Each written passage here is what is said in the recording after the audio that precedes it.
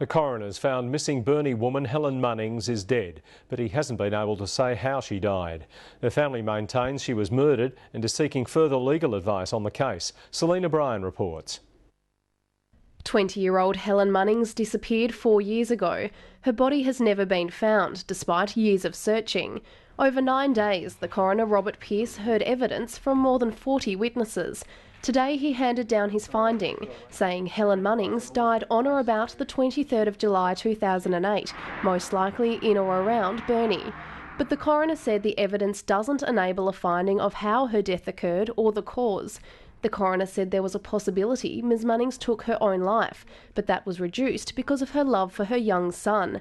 Ms Munnings was last seen going for a drive with Adam Taylor, the father of the boy. The coroner found it was likely that at the time of her disappearance, Helen Munnings was pregnant, and likely that Adam Taylor was the father. The counsel assisting told the inquest Mr Taylor had the motive and opportunity to kill Ms Munnings. Her mother hopes the findings allow police to further investigate how her daughter died. We're pretty pleased that it's acknowledged that Helen is dead, and hoping that it gives the CIB more clout. The coroner said there was no scientific or forensic evidence to find Mr Taylor contributed to the death. He said he found fanciful a suggestion by Mr Taylor's counsel that Ms Munnings is alive in Darwin.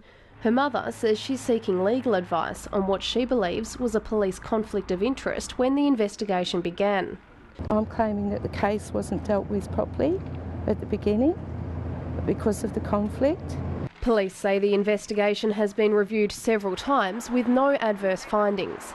The investigation into Helen Munnings' death remains active and ongoing. Police still want to speak to anyone with information about how the young woman died. Selena Bryan, ABC News, Burnie.